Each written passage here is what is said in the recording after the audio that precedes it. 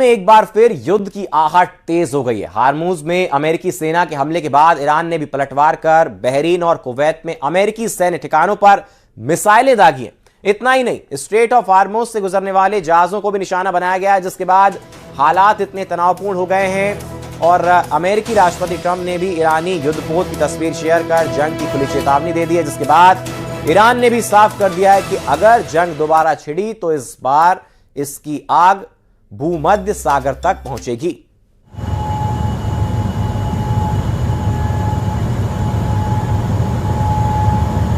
राष्ट्रपति ट्रंप ने एक दफा फिर तस्वीरें साझा की हैं और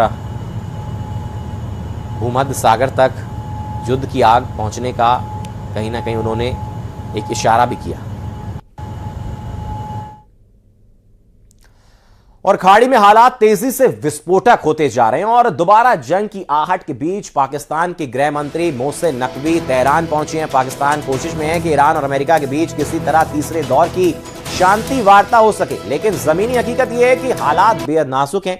भरोसे की भारी कमी, लगातार बढ़ती सैन्य गतिविधियां और सख्त रुख ने स्थिति को उस मोड़ पर ला खड़ा किया है जहां एक छोटी सी चूक भी बड़े टकराव में बदल सकती है।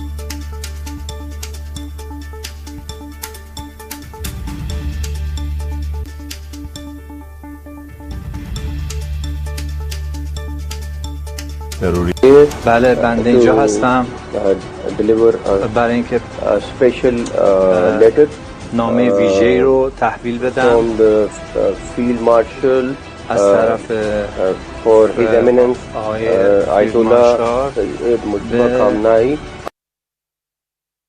और इजरायली वायुसेना का लेबनान में बड़ा हमला देखने को मिला। हिजबुल्लाह के 150 ठिकानों पर हमला किया गया है। हथियार भंडार, लॉन्चर और कमांड सेंटर निशाने पर रहे, जिसमें 150 ठिकानों पर हमला किया गया। इन ठिकानों में हथियार भंडार, लॉन्चर और कमांड सेंटर को निशाना बनाया गया। इजरायली वायुसेना का लेबनान में यह बड़ा हमला, हिजबुल्लाह के 150 ठिकानों पर हमला किया गया है।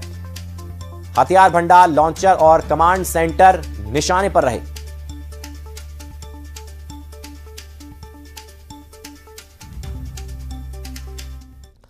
और ईरान के सर्वोच्च नेता मुस्तफा खामनेई पिछले कई मौके पर राष्ट्रपति ट्रंप ने मुस्तफा से मिलने की इच्छा जताई है, लेकिन इसी दौरान मिडिल ईस्ट में सीजफायर टूट गया है।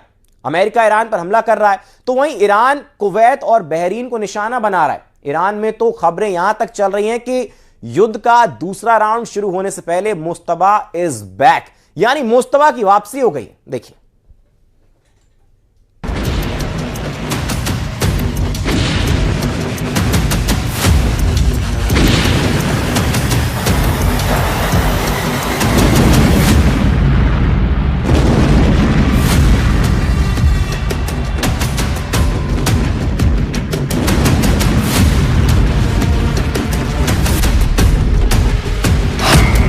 कुवैत बहरीन पर ईरानी हमले, ईरानी अड्डों पर अमेरिकी स्ट्राइक। ईरान अमेरिका के तनाव और युद्ध को 100 दिन होने से पहले ही ईरान युद्ध का राउंड 2 शुरू हो चुका है। ईरान ने कुवैत और बहरीन में अमेरिकी ठिकानों पर जबरदस्त बैलिस्टिक मिसाइलों और ड्रोन से हमले कर दिए हैं। दावा किया जा रहा है कि राष्ट्रपति ट्रंप इजराइल के पीएम नेतन्याहू को ईरान के पूरी मिसाइल ताकत और सैन्य प्लानिंग और ईरान की लीडरशिप में मचे मनमुटाव की सटीक जानकारी भी मिल चुकी है, जिसके बाद से अमेरिका ने हॉर्मुज में ईरान के सबसे बड़े केशम द्वीप पर जबरदस्त हवाई हमले किए हैं। दावा किया जा रहा है कि अमेरिका के इस हमले में ईरान के रडार और एयर डिफेंस सिस्टम को जबरदस्त नुकसान पहुंचा है। उधर ईरान ने दावा किया कि उसके मिसाइल और ड्रोन हमले में कुवैत और बहरीन में अमेरिकी अड्डों को गंभीर नुकसान हुआ है। इधर एक इंटरव्यू में ट्रंप ने दावा कर दिया कि ईरान पूरी तरह से घिर चुका है और अब उसके पास मुश्किल से 21 से 22% मिसाइलें ही बची है। ट्रंप का यहां तक दावा है कि हम ईरान को 2 से 3 हफ्तों में तबाह कर सकते हैं और शायद यही वजह है कि अमेरिका ने 60 दिन के सीज फायर और वार्ता के दौरान ही ईरान के सैन्य अड्डों पर जबरदस्त बमबारी शुरू कर दी है। दावा किया जा रहा है कि अमेरिका ने ईरान के सबसे बड़े तेल स्टोरेज खर्ग द्वीप पर हमले शुरू कर दिए हैं, जिससे ईरान को भारी नुकसान हुआ है। खुफिया दावा यह भी किया गया कि ईरान की IRGC ने हॉर्मूज के संकरे समुद्री रास्तों पर बेहद खतरनाक समुद्री सुरंग भी बिछा दी है ताकि जहाजों की आवाजाही पूरी तरह से ठप हो जाए। लेकिन इस बीच ईरान के मिसाइल एक्शन से जुड़ी सबसे चौंकाने वाली सैटेलाइट तस्वीरों की वजह से हड़कंप मच गया है। जाग्रोस में ईरान एक बड़े मिसाइल हमले की तैयारी में जुट गया है। सबसे पहले देखिए ईरान ने कब, कैसे और कहां अमेरिका के अड्डों पर हमला किया। कुवैत बहरीन पर तूफानी हमले, अमेरिका नहीं रोक पाया ईरानी मिसाइलें। अभी तक पुख्ता तौर पर नहीं पता चला कि अमेरिका ने अचानक ईरान पर हमले क्यों किए और क्यों ईरान ने एक के बाद एक बैलिस्टिक मिसाइलों से अरब देशों पर हमले शुरू कर दिए। ईरान ने ये मिसाइल हमले हॉर्मूज के मिसाइल अड्डों, पश्चिमी ईरान, उत्तर ईरान और उत्तर पश्चिम ईरान के मिसाइल अड्डों से किए हैं, ऐसे दावे किए जा रहे हैं। इस वक्त सबसे ज्यादा हैरान करने वाली खबर यह भी है कि 100 घंटे के अंदर ईरान ने कुवैत और बहरीन पर दूसरी बार बेहद तेज और तीखा मिसाइल हमला कर दिया है।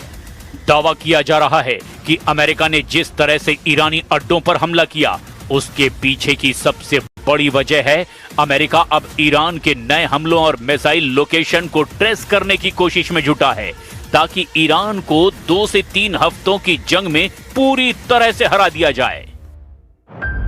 अमेरिका ने कहा कि उसकी सेना ने गोरूक और केशम आइलैंड पर ईरानी रडार साइट्स पर हमला किया।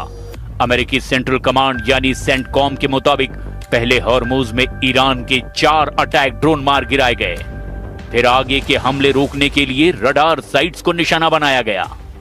इसके जवाब में ईरान की रिवोल्यूशनरी गार्ड्स यानी कि IRGC ने कहा उसने स्ट्रीट ऑफ हॉर्मूज के पास दुश्मन के ठिकानों पर मिसाइल से हमला किया। वहीं सेंटकॉम के मुताबिक ईरान ने कुवैत और बहरीन की ओर 7 बैलिस्टिक मिसाइलें दागी, जिसमें 6 को हवा में ही रोक दिया गया जबकि 7वीं अपने टारगेट तक नहीं पहुंच सकी।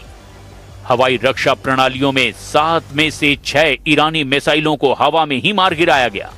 बहरीन के गृह मंत्रालय ने तड़के 4:15 पर देशव्यापी सायरन बजाकर नागरिकों को सुरक्षित जगहों पर जाने को कहा। अमेरिकी वायुसेना ने स्ट्रेटेजिक जलमार्ग स्ट्रीट ऑफ हॉर्मूज के पास ईरानी तटीय निगरानी रडार ठिकानों पर बमबारी की है। इस बीच अमेरिकी राष्ट्रपति डोनाल्ड ट्रंप ने कहा अमेरिकी हमलों के बाद ईरान की मिसाइल क्षमता काफी कमजोर हो गई है और उसके पास सिर्फ 21 से 22% मिसाइलें ही बची है। हालांकि न्यूयॉर्क टाइम्स की रिपोर्ट के मुताबिक अमेरिकी खुफिया एजेंसियां मान रही है कि ईरान ने अपनी 33 में से 30 मिसाइल साइट्स फिर से चालू कर ली है और उसके पास अब भी करीब 70% मिसाइल भंडार मौजूद है। बहरीन ने कहा कि सभी मिसाइलों को सफलतापूर्वक इंटरसेप्ट कर लिया गया और इसके लिए उसने अपनी और कुवैत की सेनाओं की सतर्कता की तारीफ की। बहरीन ने ईरान से तुरंत हमले रोकने, हॉर्मूज को पूरी तरह से खोलने और समुद्री बारूदी सुरंगों की जानकारी देने और फंसे हुए 20,000 से ज्यादा नाविकों को सुरक्षित निकालने की मांग की है। ईरान के इस्लामिक रिवोल्यूशनरी गार्ड कॉर्प्स यानी IRGC ने दावा किया कि उसने हॉर्मूज स्ट्रेट से निकलने की कोशिश कर रहे 4 तेल टैंकरों में से एक को रोक दिया है। IRGC के मुताबिक चेतावनी मिलने के बाद बाकी 3 टैंकर भी पीछे हट गए हैं। 159 ships in 4 days. Even Ken is impressed by that. 4 days, 159 ships at the bottom of the sea.